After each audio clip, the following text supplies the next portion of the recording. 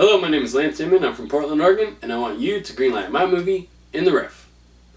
Before I dive right in, I just want to preface this with, I shot this as a short film a couple years back, and I'm going to use some of that footage sprinkled in my video pitch to help paint a picture and maybe make it a little bit more entertaining for you guys watching. So I'm going to give you my logline and dive right in. After a diamond heist goes sideways, two amateur Russian mobsters track down their missing contraband that is now hidden inside the car of an unsuspecting small-time rapper and drug dealer. The question is, who will find the diamonds first? In the Rough is a feature-length urban crime comedy set in Portland, Oregon that follows three sets of characters that are all connected to the same thing: $1 million worth of stolen diamonds. The film starts with the first set of characters, Andre and Nico, two amateur Russian mobsters who have just successfully pulled off the heist of their life. The two are on their way to meet up with the potential buyer of the diamonds that they just stole, a one Mr. Goldberg. And just before they enter their meeting, Andre instructs Nico to hide the diamonds inside the car just in case Mr. Goldberg tries to pull a fast one on him. So Nico hides the diamonds and the two walk over towards their meeting. Well, just before they enter the building, there's a man standing outside, smoking a cigarette, and he's giving the two mobsters an uncomfortable stare down. Well, Andre is a short-tempered and hot-headed type. He immediately calls the man out on this, and the two then begin this verbal altercation. Well, Nico de-escalates the situation before there's any punches thrown, and the two mobsters then walk into their meeting with Mr. Goldberg. Well, the man standing outside, he's still not happy with how this whole situation went down, and he's thinking to himself, you know what, fuck these guys. He notices where they parked their car, and he thinks to himself, you know what, I'm going to get him back. He runs over, breaks in, and steals their car. Andre, Nico, and Mr. Goldberg then exit the building. They're laughing and happy, and they're ready to get this deal done, until they realize, oh no, the car's gone. From there, hard cut to the intro credit sequence of the film, and this is where we meet our protagonist, Joe Martinez. Joe is a young, aspiring hip-hop artist, musician, rapper. Think someone along the lines of like a Donald Glover or Chance the Rapper, that kind of musical vibe and style. Well, Joe, he's struggling to break into the music industry, and as hard as he works at making and trying to sell his music, he's just not finding a whole lot of success, especially financially. So, in order to pay the bills, Joe sells drugs on his bicycle. And that's what we see Joe doing in this intro credit montage sequence. Joe's riding around town on his bicycle selling drugs to his normal, regular group of customers, who are all characters each in their own right.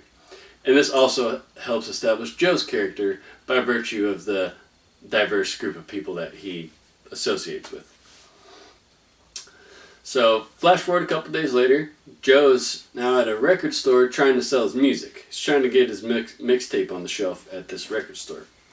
He's using his charm and he's flirting with the cute girl that works at the record store named Alejandra. And finally, she does take his mixtape.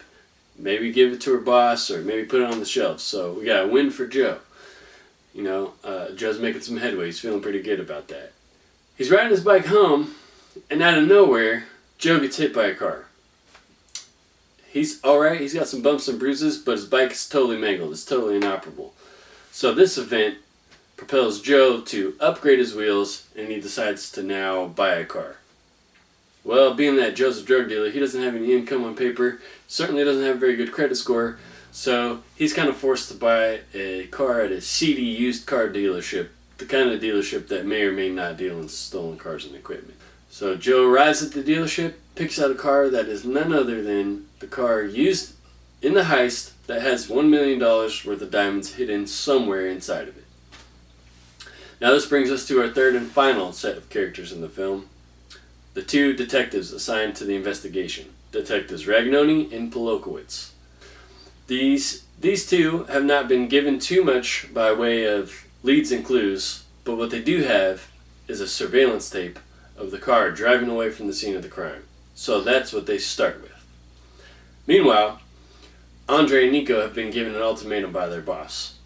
Find my diamonds in 3 days, or it's your life. So Andre and Nico, they're retracing their steps. They're calling in favors. They're doing everything they can to find the car, find the diamonds. At the same time, Detectives Ragnoni and Polokowitz, they're reviewing the surveillance tape.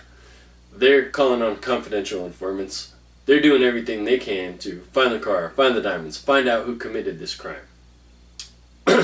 All the while, Joe is totally oblivious to the treasures inside of his car. He's just living his day-to-day life. He's making music. He's trying to sell his music. He's selling drugs and starting this budding romance with the cute girl named Alejandra from the record store. But soon, Joe will find himself in the middle of this epic chase between the mafia and the police, leaving everybody wondering by the end of the film, where are the diamonds and who will find them first? So that is my pitch for my film In the Rough. You know, I think this film's got everything. It's got action, it's got comedy, it's got suspense, it's got romance, and I think overall it's got a lot of musical vibes to it, and I think overall it'll be a very entertaining film. So I hope we can work together on this film. Let me know if you have any questions or comments. Thank you very much for your time, and I look forward to hearing back from you.